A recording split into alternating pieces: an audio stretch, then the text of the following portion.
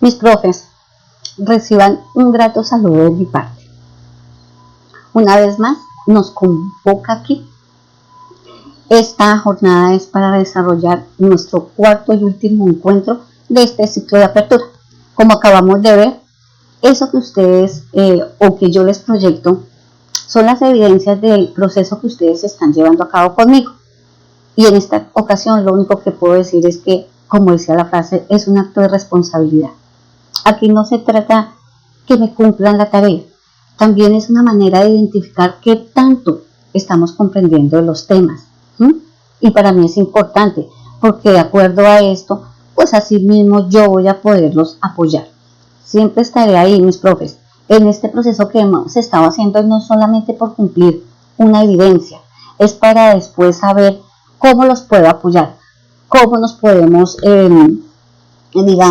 encontrar para que yo pueda hacer eso, un apoyo, una orientación, un fortalecimiento en la práctica pedagógica, en cuanto pues al manejo de los libros, si es necesario, a las rejillas, a una planeación, que yo les pueda colaborar de cómo planeemos una clase a través de, por ejemplo, material entre textos, de lenguaje o de matemáticas. Es más, pensando en la rejilla de evaluación, pensándola desde esta situación emergente que se nos ha presentado. Para eso es que yo estoy y todo este proceso tiene esa finalidad. Entonces, una vez más, gracias por ese compromiso. Haciendo el cierre del taller de evaluación, pues vimos efectivamente cómo dentro de estos procesos evaluativos que nosotros nos pensamos y nos repensamos para estas situaciones emergentes que estamos viviendo hoy. La idea era que este material nos diera insumos precisamente para poder construir con base a ellos verdaderamente qué podemos evaluar, cómo lo podemos hacer. Y por eso el ejercicio de la rejilla. Bueno, mis profes, esperemos que entonces con esos insumos que de manera reflexiva pues pudimos plasmar, los podamos convertir de verdad en esa rejilla evaluativa formativa, pues porque es digamos, la idea para poder hacer estos procesos con los chicos y las chicas, con los niños y las niñas. Bien, mis profes. Quería hacerles una aclaración en cuanto a los videos, pasando ya a otro tema. Un profe me decía que ya no aparecen los videos en YouTube, porque ella me los estaba buscando, era por YouTube. Les comento que para que ustedes puedan ver una y otra vez mis videos, tienen que remitirse a los links que yo les he facilitado. Porque cuando se hicieron, digamos que no, esto se hizo con el propósito de hacerlo público y de que estén, digamos, en estas plataformas, sino la idea es que los puedan ver las personas con las que, o mejor, a las que yo les pueda entregar el link, compartirlo el link. Entonces, esa es la idea, mis profes, que cada vez que ustedes los tengan que ver, ustedes se dirigen con los links para mirar el contenido. Bien, tercer punto. Hoy nos convoca entonces nuestro cuarto y último encuentro, digamos que va dirigido a educación inicial. Sin embargo, porque yo digo que todos debemos estar, porque lo que vamos a mirar son estrategias pedagógicas que nos pueden aportar a todos. Es una manera en que nosotros las vamos, digamos que, a resignificar, pero también de pronto las vamos a complementar, las vamos a transformar para nuestro contexto, para nuestros niños y niñas. Nosotros ya los conocemos y sabemos qué podemos y qué no podemos hacer. Por eso es importante que todos nos convoquemos en este encuentro en cuanto a estrategias pedagógicas, pero también vamos a hablar en algo de ambientes de aprendizaje. Entonces, mis profes, no siendo más, nos vamos a dirigir a nuestro cronograma. Vamos a mirar cómo vamos con nuestro cronograma. Bien. Listo, mis profes. Entonces, hagamos un barrido. Ya vimos entonces nuestro primer taller, fue el lenguaje con nuestros textos entre textos y pues hicimos un acercamiento a estos libros, ¿no? Ya tenemos un conocimiento, ya pudimos explorar algo y eso nos va a ayudar después a abordarlos. También ya hicimos nuestro taller de matemáticas, vimos la estructura de los libros de matemáticas, el propósito que es adentrar a los niños y a las niñas a poder contextualizar precisamente las matemáticas frente a unas situaciones que se les pueden plantear a ellos y que son interesantes porque nos ayudan como que ellos desarrollen las habilidades de comprensión frente a esta área. Ya vimos entonces nuestro taller de evaluación que iba dirigido a ver algunos aspectos y a reflexionar sobre esos para poder realizar esa evaluación formativa. ¿Desde dónde? Desde los aportes que nos puedan hacer estos dos textos. También hemos estado siguiendo con este proceso de acompañamiento de guías. Ejercicio muy enriquecedor. ¿Por qué? Porque ya saben que yo he abordado a algunos docentes y hemos hecho unos ejercicios enriquecedores, construcción de diálogos en torno a las guías de aprendizaje, en donde ustedes a mí me aportan y yo desde los conocimientos, ahora sí, adquiridos desde el PTA, también puedo aportarles. ¿Cuál es el enriquecimiento? Fortalecer las guías. Bueno, esta semana seguiré abordando a algunos docentes y construyendo diálogos. Por último, entonces, comenzaremos con nuestro tema de educación inicial, de promover estrategias pedagógicas, pero a la vez también esos ambientes de aprendizaje. Bueno, mis profes, sin más, vamos. Hablemos un poquito de ambientes de aprendizaje. Primero que todo, dentro de esos ambientes de aprendizaje, tengo que decir pues que el PTA en su propósito de contribuir a la transformación, digamos, de las prácticas pedagógicas de los docentes, buscando mejorar, digamos, apoyar, complementar esos aprendizajes y el desarrollo de los niños y niñas, ha trabajado a través del programa con los docentes, ¿no? En una formación situada, es decir, en esos acompañamientos en aula, en estos procesos que verdaderamente estamos realizando. Y pues para esta oportunidad seguimos en lo mismo, ¿no? Solamente que ahora esos acompañamientos hemos tenido que adecuarlos. Entonces pasamos de una gestión de aula, gestión, digamos que la podemos comprender como esas decisiones organizativas y esas actividades que nosotros desarrollamos, ¿cierto? ¿En búsqueda de qué? En búsqueda del logro de esos resultados de los procesos de aprendizaje. Sin embargo, esa gestión de aula hoy la tenemos que pensar, resignificar, pensarla de otra manera. ¿Por qué? Porque ya no tenemos esa aula, esos salones, ese espacio físico que nos convoca. Ahora ese espacio físico lo hemos tenido que transformar. Tenemos que suplir, digamos, esos procesos de aprendizaje desde otros espacios. Es ahí cuando teníamos que pensarlo, repensar, resignificar la gestión de aula hacia unos ambientes de aprendizaje emergentes.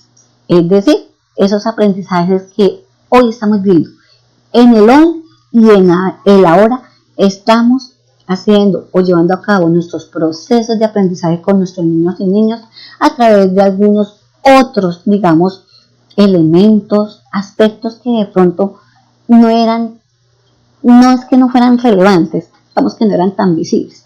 Hoy entonces esos ambientes de aprendizaje emergentes los tenemos que estar pensando desde lo físico, desde lo tecnológico. También tener en cuenta que no se puede desligar por lo educativo porque este es el eje central. Y aquí entra un papel muy importante que es el de lo social. Entonces miremos que esos ambientes de aprendizaje emergentes están pensados desde otra manera, supliendo y que más bien entren en juego otros elementos. Bien, mis profes. Pues tanto la gestión del aula como los ambientes de aprendizaje, pues digamos que requieren de algunos insumos, algunos elementos que los permean, se ven permeados por ellos, son necesarios, nosotros los hacemos, los llevamos a la práctica. Entre ellos tenemos que tener en cuenta el currículo, la gestión del currículo, las personas, el tiempo, los recursos, el espacio. Todos ellos igual de importantes. Entonces aquí vamos a hacer un ejercicio muy interesante, mis profes. En las pantallas, en las diapositivas, ustedes van a mirar que cada diapositiva frente a los ambientes de aprendizaje y la gestión de aula, ustedes van a mirar que cada diapositiva va a estar dividida. Vamos a mirar primero estos insumos, estos elementos que les acabo de decir, recursos, personas, tiempo, lo vamos a mirar desde el hoy y el ahora, cómo los estamos trabajando. Y si no los estamos trabajando de esas maneras, pues pensémoslo. Pero no vamos a dejar de lado la gestión de aula. Es decir, en el momento que nosotros volvamos al aula, también nos vamos a pensar esos procesos de esos ambientes pues que normalmente manejamos. Entonces, son dos aspectos que tenemos que tener en cuenta porque igual hacen parte dentro de nuestras prácticas pedagógicas. Entonces, la invitación es que podamos hacer una revisión de estos. Bueno, mis profes, entonces, vámonos con gestión del currículo, primero que todo. ¿Cómo pensar la gestión del currículo? Entonces, miremos que desde el proceso pasado, el taller pasado, yo hice énfasis en algo. Y es que decíamos que dentro del currículo, claro, existen muchísimos temas, muchas cosas que nosotros tuvimos planeadas para este año. Sin embargo, por las situaciones nos hicieron pensar y repensar nuevamente la manera de abordar los aprendizajes para los niños y las niñas. ¿Qué se pedía en primera instancia digamos que desde la directiva 05, como yo les decía la vez pasada? ¿Qué nos pedían? Que repensáramos ese currículo, que en verdad miráramos, reflexionáramos que en verdad de los temas que nosotros desarrollamos con los niños al hoy y a la hora son útiles. En verdad, ustedes, ¿qué creen que ellos sí pueden aprender? ¿Qué creen que en este momento son pertinentes para el hoy y para el ahora, como les he pedido decir? Bien, entonces, desde este punto de vista, podríamos preguntarnos algo y es, ¿qué deben continuar aprendiendo mis estudiantes? Bien, mis estudiantes pueden seguir aprendiendo muchísimas cosas. Entre esas cosas, ellos pueden aprender de nuestro entorno mismo. ¿Cuál es el entorno de nuestros estudiantes? ¿Qué dicen ellos? ¿Qué elementos tienen? ¿Qué materiales tienen que nos pueden ayudar? ¿Qué también deben continuar aprendiendo nuestros estudiantes? Nuestros estudiantes pueden seguir aprendiendo de esas actividades cotidianas, lo que hace parte de ellos en este día a día, desde el arreglo de los juguetes hasta cada una de las acciones que ellos llevan a casa. Y esas son actividades que nosotros podemos implementarlas como ejemplos dentro de nuestras guías. Entonces, mire que son elementos favorables y enriquecedores para la práctica de nosotros. Por último, hay algo muy importante y es que nosotros seguimos en una interacción, aunque no directa, seguimos construyendo una interacción con nuestros niños y niñas a través de algo que en este momento estamos trabajando y son todos esos recursos o materiales. Miremos uno de ellos, las guías que ustedes están haciendo. La guía se convierte en ese medio por el cual tanto nosotros como docentes como los niños y niñas seguimos en una constante interacción, obviamente enriquecido a través de otros medios de comunicación. Entonces, ¿qué deben continuar aprendiendo nuestros niños, nuestros estudiantes? Pues deben continuar aprendiendo a través de estos aspectos. Entonces, como miramos, no se entorpecen los procesos de aprendizaje, se transforma la manera como nosotros los llevamos a cabo. Bien, ahora vamos a entrarnos a otro elemento importante que son las personas. Gestión de las personas, ¿sí? Entonces, ¿cómo las pensamos? ¿Cómo nos organizamos? ¿Qué es lo que hacemos? Bien, en la gestión de las personas hay un elemento desde los ambientes de aprendizaje emergentes. Aquí estamos desde los ambientes de aprendizaje emergentes, el aquí y el ahora. Y básicamente es el lenguaje. El lenguaje es el lenguaje verbal o escrito que nosotros manejamos y que lo debemos construir para que nos permita una interacción con nuestros niños y niñas. Es la construcción de ese medio con el cual podemos, ahora sí, identificar no solo los aprendizajes, mis profes, no solamente el saber, sino el saber hacer y el saber ser del niño y la niña. ¿A través de qué? A través de orientaciones sencillas y claras. ¿Qué es lo que más se necesita en este momento? ¿Por qué? Porque si vemos hoy en día, hace parte de este proceso la familia. Entonces, entre más nosotros seamos más sencillos, más claros, más directos, pues también les estamos ayudando a los papás y las mamás, las familias, a que nos ayuden, nos apoyen en este proceso. No que tomen el rol del docente, sin embargo, sí, necesitamos una gran colaboración. Y por último, utilizar esas estrategias motivadoras, que los niños y las niñas vean en esos recursos, en esos materiales, en esas actividades, un interés, que despierte en ellos el gusto por hacer las cosas. En la medida que ellos los hagan, yo creo que ustedes esto lo están viviendo, que en la medida que ellos puedan hacer eso, los padres se sienten muy bien, se sienten identificados con la institución y agradecidos con ustedes. Entonces, este es el proceso que hoy estamos haciendo en ambientes de aprendizaje emergentes. Bien, veamos ahora qué pasaría en nuestras aulas o qué ha pasado. Miremos si nos sentimos identificados o de pronto no. Aquí hay dos aspectos importantes. Miren, mis profes, que en esto podría haber sacado muchos más, pero digamos que solo por la premura del tiempo, porque pues quisiera tomar más recursos, pero pues tampoco, digamos que esto nos permite. Sin embargo, es información que la tendré a la mano cuando la necesite. Y es, cuando estamos en el aula, nosotros digamos que tenemos dos aspectos relacionados con las personas, es decir, con nuestros niños y niñas y bueno, con toda la comunidad educativa que realizamos.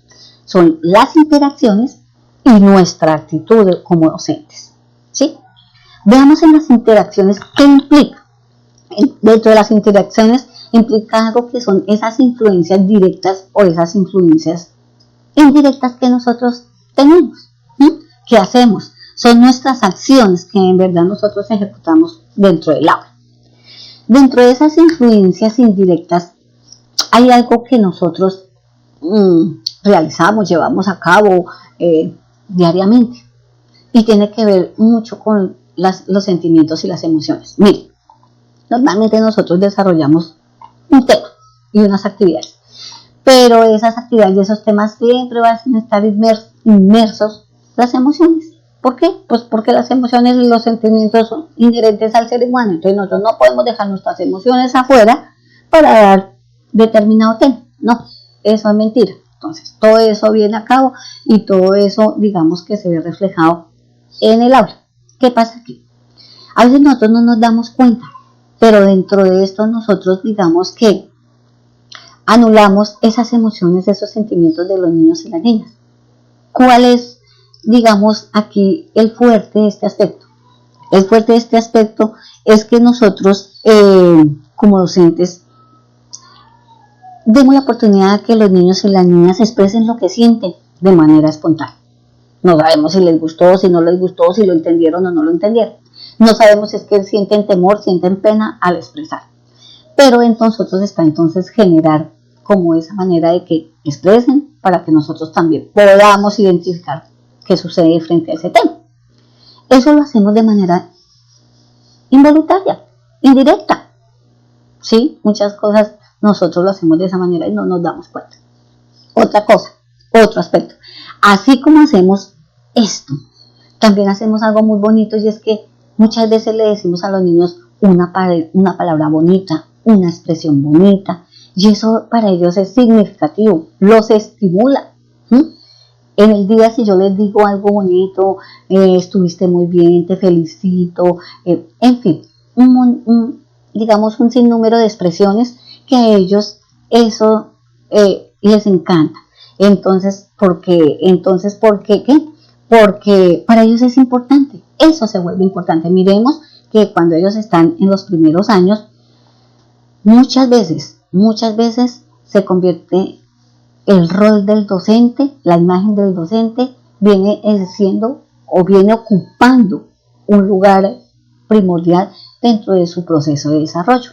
Muestra de ello es que a veces cuando ellos hacen las tareas y las llevan a casa, algunas expresiones son: no mamá, no papá, eso no se hace así, la profesora me dijo que lo hiciera era de esta forma. Ahí es cuando vemos reflejado todo lo que nosotros podemos incidir, ¿cierto?, en nuestros niños y niñas. Bien, ahora como influencia directa que tenemos, mire, aquí voy a decir algunos sinónimos: dirigir, indicar, gobernar, ordenar. Y esto demanda una actitud de obediencia por parte de los estudiantes. ¿A qué? A las indicaciones que les damos. Nosotros damos la indicación y ellos hacen caso. Punto. Así de sencillo. A veces, claro, a veces es importante y necesario, porque no tenemos un niño, tenemos muchos niños. Sin embargo, también tenemos que tener en cuenta hasta qué punto sí debemos seguir con esa práctica, ¿no? O sea, a ver, aquí esta práctica en especial, ¿es necesaria? Sí, pero tiene que ser constante. Ahí es cuando entra en juego, ahora sí, nuestra reflexión. Entonces, estas son las maneras como nosotros interactuamos con los niños y niñas. Ahora pasemos cómo interactúan los niños, cómo nos hacen saber las cosas. 1. En muchas ocasiones ellos responden a las preguntas que nosotros les hacemos dentro de las clases, ¿verdad? Parece un cuestionario. Nosotros hacemos la pregunta y ellos responden y responden lo básico, lo necesario y no más. Listo. Hay otra forma de interactuar y es cuando les parece muy interesante la clase, cuando les encanta, entonces es cuando ellos son participativos, cuando ellos opinan, cuando ellos crean, cuando ellos construyen ideas, cuando ellos sacan conjeturas. Y es maravilloso ese proceso, ¿no? Nos encanta. Entonces mire cómo ellos nos transmiten ese lenguaje de lo que están sintiendo en ese momento. Por último, hay uno que la verdad a veces entramos en confusión, pero que se da y que nosotros como docentes también hacemos una lectura de ellos, y es el silencio. Aquí el silencio, veámoslo de dos maneras. Es confuso. Es confuso cuando nosotros terminamos algo y les decimos si entendieron o no entendieron y nadie dice nada. Entonces ahí quedamos. ¿Están en silencio porque entendieron o están en silencio porque no entendieron? Y si nos vamos al otro extremo es porque todos hablan al mismo tiempo. Entonces cuando hablan al mismo tiempo nos hacemos la misma pregunta. Pero miren que esas son las formas de interactuar. Miren, ahí es donde estamos nosotros. Bien, pasemos al siguiente aspecto, que es la actitud del docente. Y aquí, en esta de la actitud del docente, yo quiero que entremos en algo. Se hizo un estudio. Aquí, digamos que este aspecto lo voy a tratar desde una autora que se llama María José Quera. María José Quera, junto con varios autores, digamos que ellos hicieron un libro que se llama Gestión del Aula. Y ese libro de Gestión del Aula, pues ellos se tomaron, digamos, la molestia de hacer todo un estudio de las prácticas pedagógicas y se centraron en la actitud del docente. ¿Cuáles fueron los resultados? Los resultados son los siguientes.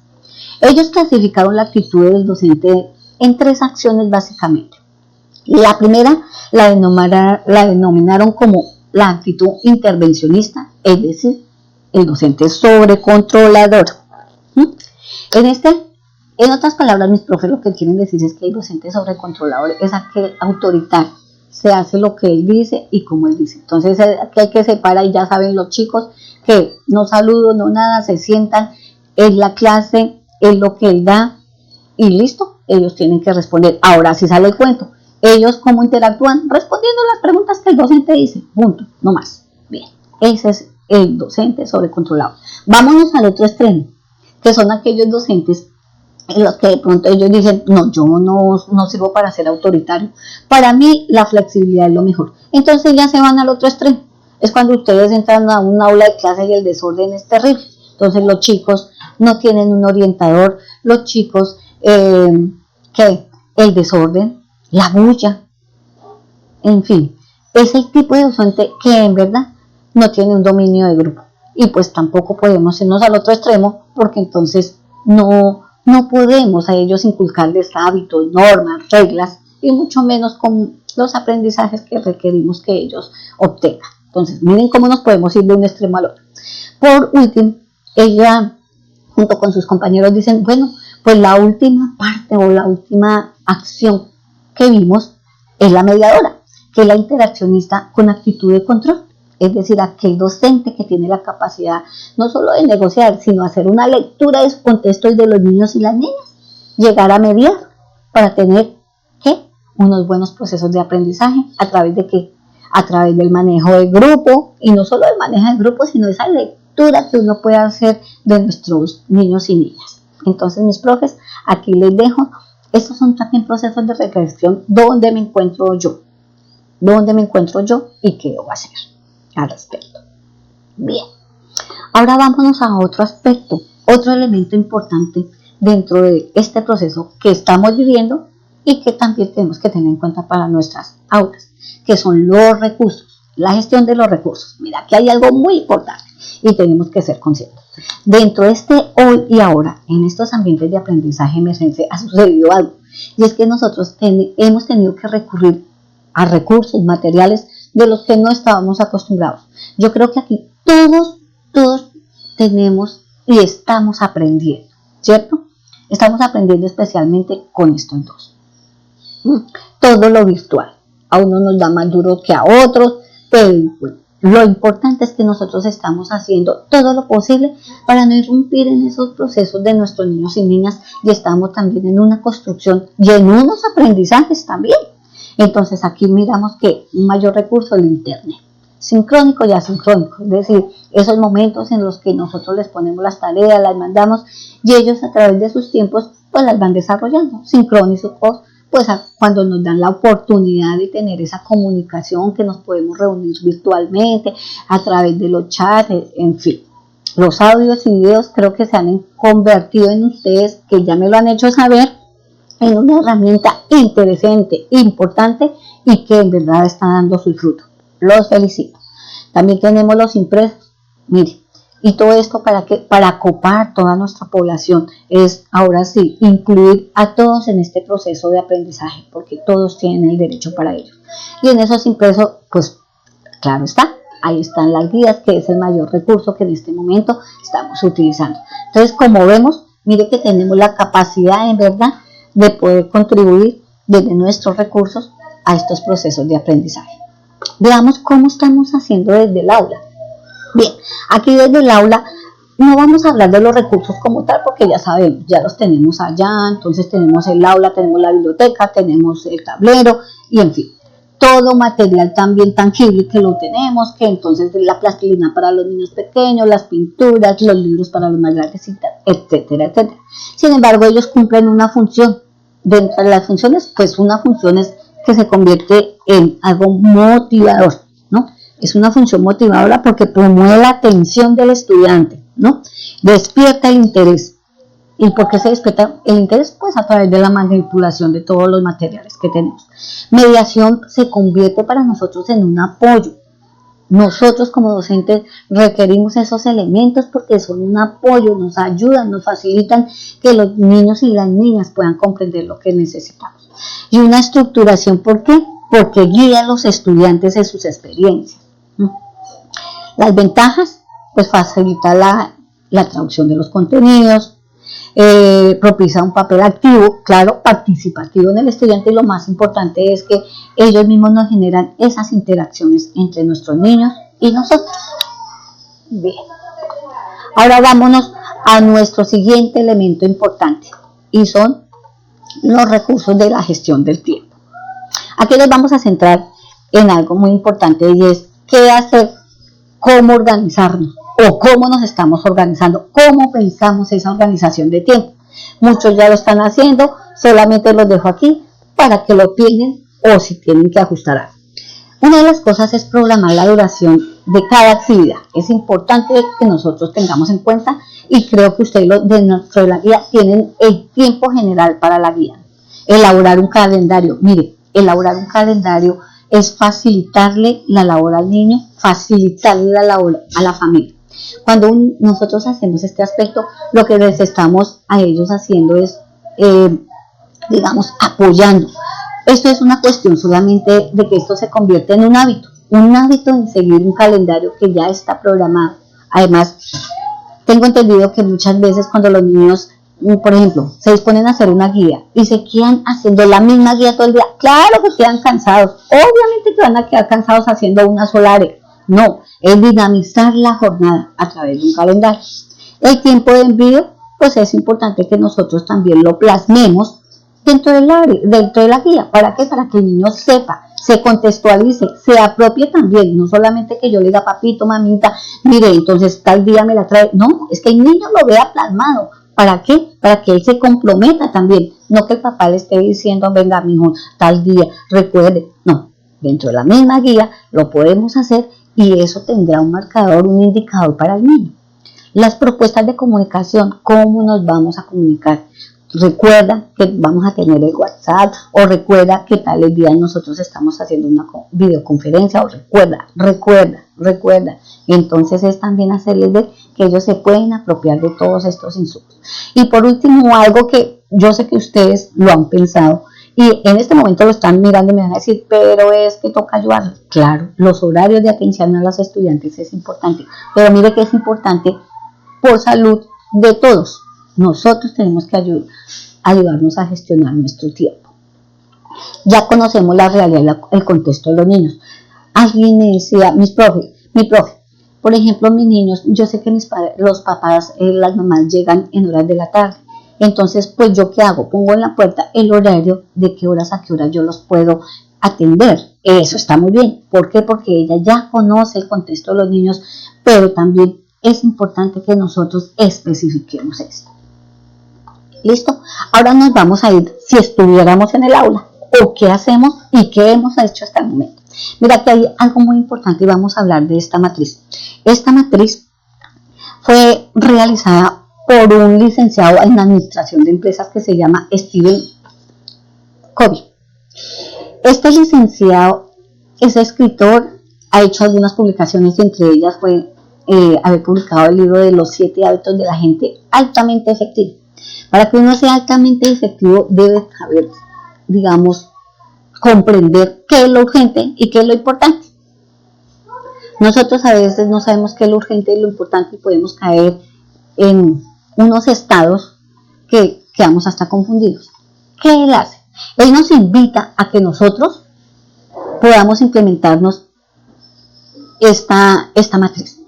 Y bajo esta matriz nosotros poder organizarnos en tiempo y organizarnos en actividades. Voy a explicarlo un momentico.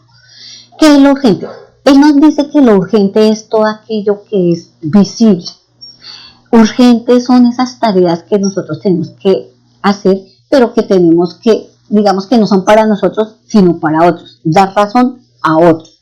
Urgente son esas tareas que son buenas, que nos gustan, que nos parecen chéveres, pero que muchas veces pues podemos postergar.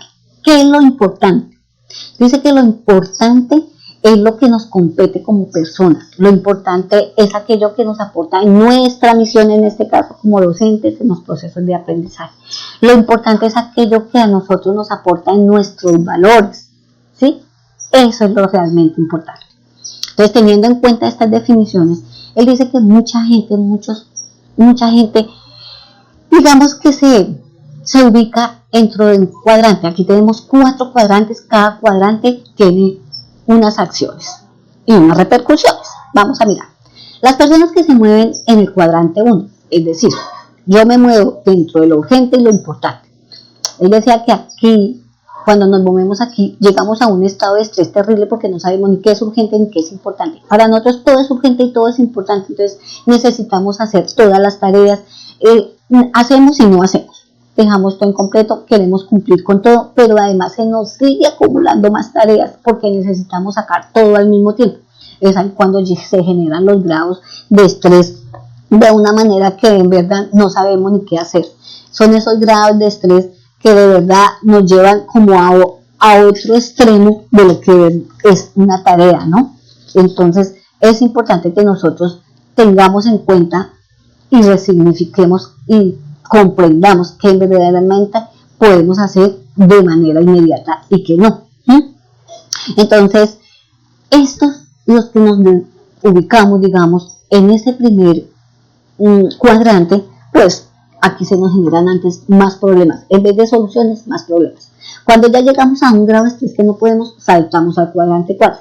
No urgente, no importante. Entonces ahí ya llega la desesperanza. No pude cumplir con esto, ya no quiero hacer nada más. O sea, no pude con lo uno, no pude con lo otro, prefiero no hacer nada. Entonces ya nos vamos al extremo y es desechar todo.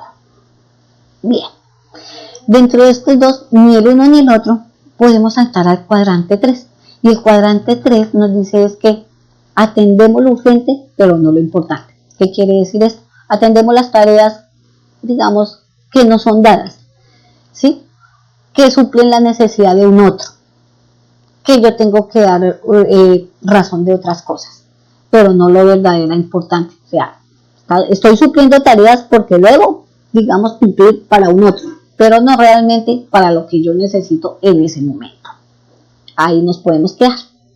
Bien, listo.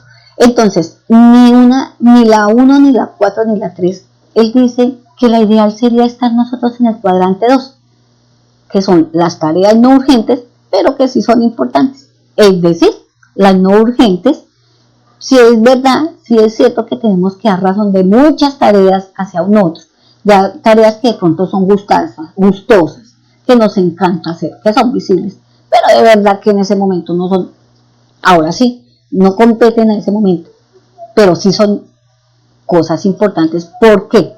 ¿Por qué son importantes? Porque me están supliendo y porque me están aportando a mi necesidad en ese momento. Entonces, atendemos tareas importantes, pero que no son urgentes. Entonces, mirémonos cómo estamos nosotros dentro de este cuadrante. Esto nos ayuda, ¿saben a qué? A organizarnos en el tiempo. Yo no voy a profundizar, pero les voy a dejar un ejemplo. Y son ejemplos muy sencillos, mis profes, muy sencillos. Mire, solo voy a coger alguna premisa. Voy a coger la cuarta. No urgente, no importante. ¿Qué no es no urgente ni no es importante? No es urgente atender vendedores, no es urgente dentro de nuestra labor, ni es importante chatear mientras estamos con los estudiantes, no es urgente ni es importante acciones diferentes de las clases. No, en ese momento no, porque también tenemos que contextualizar dónde está. La invitación es que implementemos esta matriz, no solamente en nuestra labor, en nuestra vida personal también. Nos ayudará a organizarnos.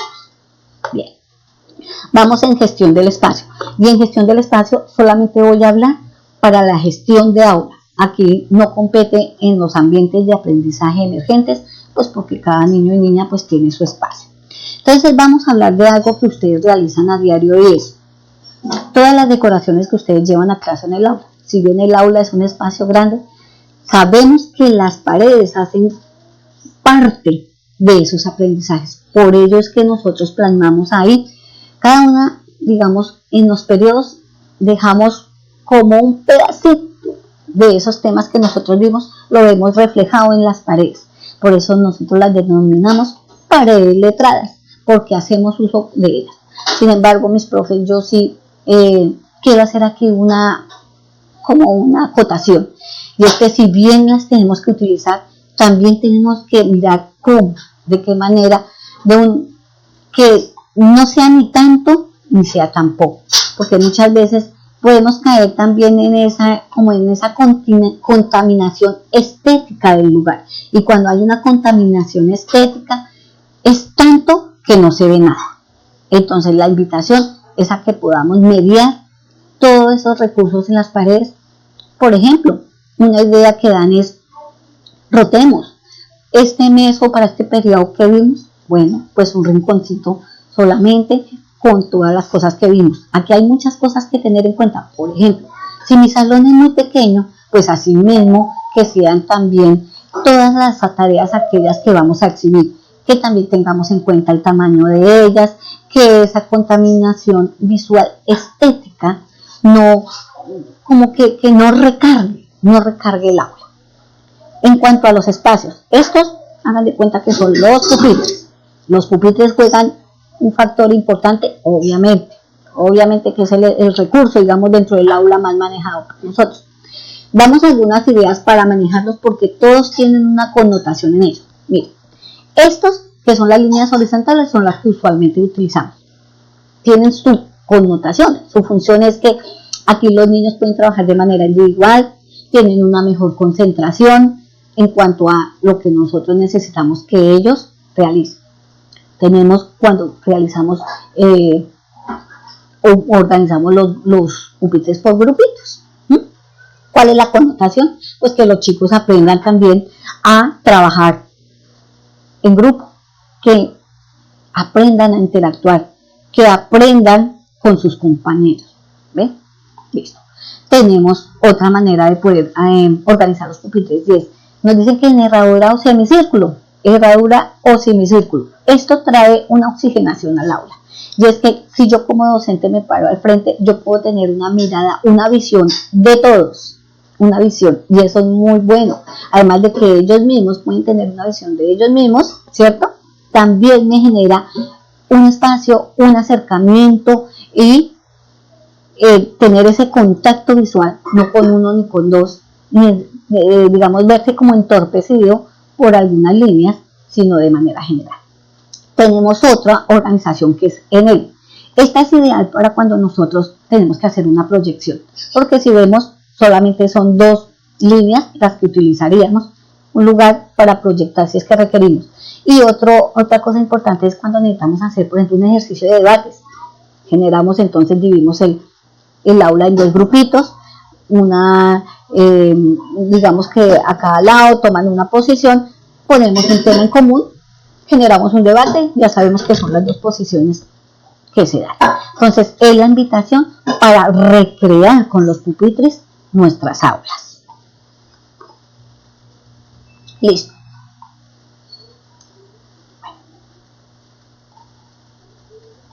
Mis profes, hasta aquí entonces hemos visto todos los elementos de ambiente de aprendizaje, todo lo que repercuten y todo lo que no.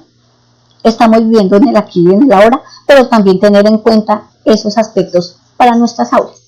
Pero no solamente, digamos, los ambientes de aprendizaje y la gestión de aula es lo que nos compete, sino cómo lo podemos enriquecer. Pues esto es a través de algunas estrategias pedagógicas. A continuación vamos a mirar algunas que de pronto ustedes están desarrollando, que de pronto están desarrollando con una connotación diferente o que de pronto no conocemos.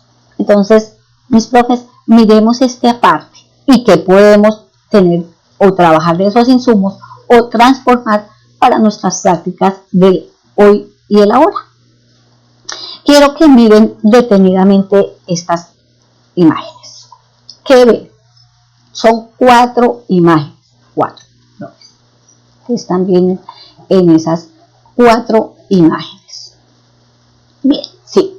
En la primera estamos viendo la llegada de los niños al colegio. Entonces vemos diferentes expresiones, la que llora, los felices, los que llegan pues apurados. La hora del descanso, cuando la profe entonces está mirando a los niños, también ahí podemos observar diferentes expresiones, los que están tristes, los que les gusta jugar en compañía, y no faltan aquellos niños y niñas pues que por algún asunto pues se convierten en alguna situación, digamos, problema. Está nuestra tercera imagen, que es en el aula de clase, cuando realizamos las actividades. Y nuestro cuarto momento, la salida, que igual que la primera, puede que salgan llorando, pueden que salgan felices. Bien, frente a esto, muchas veces nosotros, digamos que tenemos, esto se presentaba al principio, o digamos que a la hora del descanso, cuando se genera algún inconveniente, y es que nosotros tenemos que entonces traer al niño aparte, poderle hablar, decir que no llore, y tenemos que dejar por un momentico a nosotros otros niños, ¿no? En alguna actividad. ¿Cuál es la invitación frente a esto? La invitación es que nosotros podamos hacer uso de esta estrategia pedagógica, y son las asambleas. Las asambleas. ¿Qué son las asambleas? Son momentos de encuentro alrededor de un tema, con el docente y una organización dentro del aula. Pero, ¿qué compete aquí? Es conversar sobre algún tema del día. En este caso, ¿qué? A ver, como ejemplo, si el niño o la niña llega llorando, no escogerlo a él aparte, sino poder convocar a todos los niños de hacer un diálogo, una charla con ellos sobre el tema. No escogerlos porque lloran, no escogerlos a través de preguntas, sino de comentarios. Yo puedo decir, hoy amanecí feliz, o hoy amanecí triste, y hoy amanecí triste por tal cosa. Es general, envolverlos en ese tema y dejarlos que ellos expresen. Es más, ellos mismos pueden darle la solución a aquel niño o niña que llora. Ellos mismos pueden sugerirles cosas. Entonces es un momento, porque son momentos que se pueden crear con ellos. ¿Para qué son esas asambleas? Para orientar hacia el saber hacer, saber decir, darles la palabra, escucharlos en su espontaneidad, lo que ellos nos pueden decir. Y el saber ser, obviamente. En las asambleas, ¿cómo se hacen? pues bueno, frente a una situación de estas, comentar al grupo el por qué y para qué, plantear una situación. Nuestro rol va a ser de orientador, pero lo más importante es tratar de que los niños y las niñas hablen, se expresen de manera espontánea. Entonces mire que esto nos serviría sobre todo para el principio y de verdad para esas, digamos, esas situaciones que se presentan a la hora del descanso. No, convoquemos a los niños frente a estas actividades. Ahora, mis profes, los invito a ver esta segunda imagen. Un minutico a ver. ¿Qué nos dice esa? ¿Qué tienen en común esas dos imágenes? Yo quiero que me digan qué tienen en común esas dos imágenes. Bien, a ver. Las dos imágenes nos están diciendo que son los procesos de aprendizaje que hacemos con los niños. Sin embargo, esta primera imagen hay algo. En esta primera imagen nosotros usualmente utilizamos el lápiz, el papel. Se da en torno al lápiz y el papel. Y se da también en torno a una actividad que ellos deben hacer y en cierta mente homogeneizamos porque los resultados pues, deben ser los mismos, ¿no? Entonces, así los sentemos en una mesita, ya sabemos que si nosotros indicamos la tarea, pues ellos van a ir a presentarnos un mismo resultado. En la segunda, como vemos, la segunda es una manera de recrear el aula, ¿no? Recrear los aprendizajes y de cierta manera también darles a ellos un espacio para que ellos nos hagan ver no solamente su saber, sino su sentir, sus habilidades, sus capacidades. Entonces, en este caso, estaríamos adentrando a una estrategia que yo creo que muchos de ustedes trabajan y son los rincones de trabajo.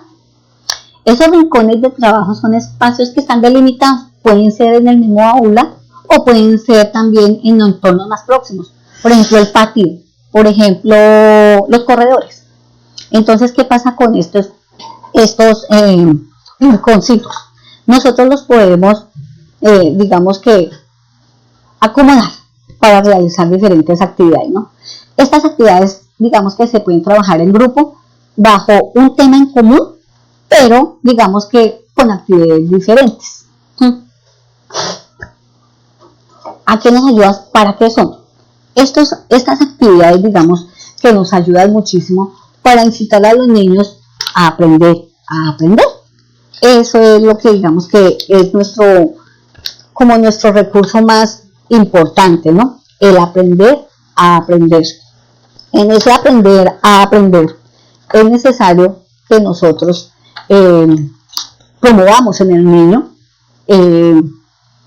que esto como que en ellos se generen las capacidades, que se genere ese aprendizaje por ellos mismos, es decir, que ellos aprendan de lo que ellos mismos están haciendo, como que ellos aprendan a solicitar esa ayuda, ellos aprendan a mirar que el otro también tiene un conocimiento, ellos aprendan que el niño que tiene al lado, su compañerito, también le puede enseñar. La autonomía, porque aquí entonces se pone en juego la iniciativa, la creatividad, lo emocional, maravilloso, porque es que aquí, en esta parte, es reconocer y reconocerse.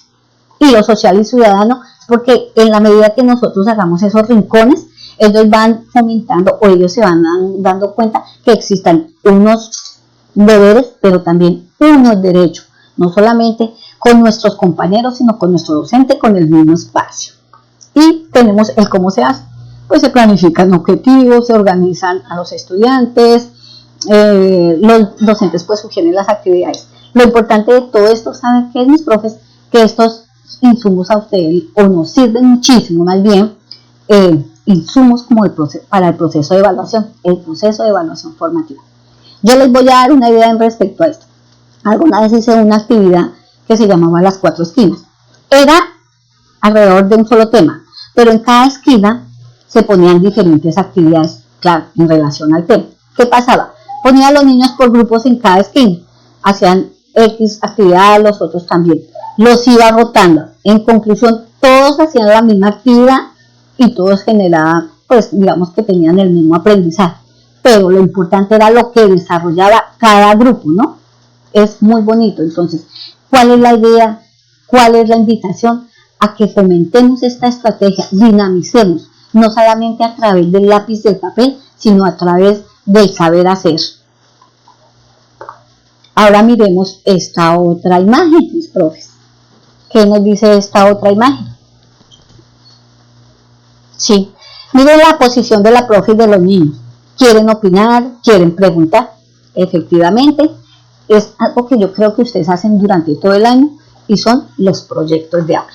Los proyectos de aula son procesos colectivos que nacen ¿de dónde? De las preguntas y los intereses de los niños. Miremos que aquí en los proyectos pasa algo muy usual, que debe ser parte del proyecto de aula, y es abordar temas que normalmente de pronto no los tenemos programados dentro de nuestro plan de área, y se basan en preguntas que digamos que no son tampoco muy comunes de tratar, pero que se pueden convertir en un proyecto, y que bajo ese proyecto podemos hacer todo el proceso de indagación. ¿Para qué son? Pues para profundizar en los conocimientos, ¿sí? Y extender más comprensiones. ¿Que cómo se hacen? Entonces se formulan, digamos que se forman grupos, y la intención de esto es que haya una exploración, se planteen hipótesis, en fin, de diferentes alternativas. Pero lo importante aquí es que esa profundización del conocimiento nosotros como docentes no siempre se los podemos dar, mis profes, no todo lo tenemos. Entonces acudimos a algunas actividades, entre ellos la invitación a un experto, alguien que nos hable de ese tema, que creo que muchos lo hacen, ¿no? La revisión de documentos, la proyección de películas, de documentos, en fin. En otras palabras, miren que aquí nos dicen que la intención del proyecto de aula ni siquiera es que nosotros afiancemos contenidos, sino que más bien miremos todo ese proceso de indagación, cómo se llevó a cabo, porque es adentrarlos también al proceso de investigación. Ahora miremos esta última que nos dice. Bien, profe. Muy bonita, ¿verdad? Miren lo que están haciendo. Efectivamente, esto nos lleva a una de las estrategias pedagógicas también más usuales, que son los talleres. Y los talleres a lo que nos invitan es más bien, son espacios que posibilitan realizar cosas, pero lo maravilloso es que nosotros fomentemos en los niños que hagan procesos reflexivos mientras van haciendo esas cosas. A eso es que nos invita esos procesos. Con estos, digamos que el taller es una herramienta con la cual no podemos abordar cualquier tema, cualquier contenido que nosotros tengamos dentro de nuestro plan de área. ¿Para qué es? Pues motivamos la exploración de los niños, que es algo muy bonito, y es que intensifica la observación, ¿no? Es algo porque es que entre la medida que ellos van haciendo, pues es verdad que ellos van intensificando esa observación, porque necesitamos que de verdad se centren en ellos. ¿Sí? Y lo otro es, ¿cómo se hacen? Entonces, primero parte de los saberes previos, porque por eso es que nosotros los llevamos a un grado de experimentación, porque a esas inquietudes que tienen, y aquí conjugamos con algo, entre el saber y el saber hacer, ¿no? Entonces, digamos que entre ese saber y saber hacer, realizamos unos pasos específicos. Por ejemplo, los invitamos a una exploración, que es poner en juego la curiosidad por eso que están haciendo. La experimentación no es nada más que es probar y volver a probar lo que se están haciendo, ¿no? La formulación de preguntas pues nos lleva a explorar, y la contrastación de hipótesis que creemos que puede ser, no puede ser. Todo esto junto con las actividades. Entonces, otra invitación para que tengamos en cuenta todos estos procesos. Bueno, mis profes, ahora, ya viendo que hasta aquí tenemos entonces todo nuestro material y nuestro insumo, es la invitación para que todas estas herramientas que acabamos de ver, ustedes las puedan implementar. Es más, que las puedan acondicionar a las necesidades y a los contextos. Aquí también entran las áreas multigrado. ¿Cuál de todas estas estrategias podemos nosotros modificar? Bien, ahora entonces por último vamos a mirar nuestra tarea. ¿Qué vamos a hacer? ¿A qué vamos a dar respuesta? Hoy terminamos nuestro proceso y por eso vamos a hacer 3 puntos. El primero, vamos a hacer un ejercicio de relación. Van a encontrar todas las estrategias pedagógicas que presentamos y frente a ellas van a ver unas acciones. Ustedes van a relacionar cuál estrategia pertenece a la acción de vida y hacer un ejercicio de relación. Como segunda medida, vamos a dar respuesta a estas preguntas, mis profes. De las estrategias pedagógicas que viste en el taller, ¿Cuál consideras que puede promover para los aprendizajes de los niños y niñas en casa? ¿Cuál? ¿Cuál crees que pueden modificar? ¿Y cómo la desarrollarías? Es importante que nosotros estos insumos los tengamos en cuenta para estos procesos. Y por último, dentro del Word que les mando en sus correos, van a tener unas preguntas. Vamos a evaluar este proceso, no solamente el proceso de hoy, sino todo el proceso que llevamos a cabo. Esa es la invitación para esta jornada, para dar cierre, mi profe. Entonces, no me queda más que decirles muchas gracias y de esta manera pues terminaríamos nuestro primer ciclo de acompañamiento. Ha sido un placer estar con ustedes. Espero nuevamente poder tener esta nueva oportunidad, un nuevo momento para poder seguir enriqueciendo esas prácticas pedagógicas. Muchas gracias.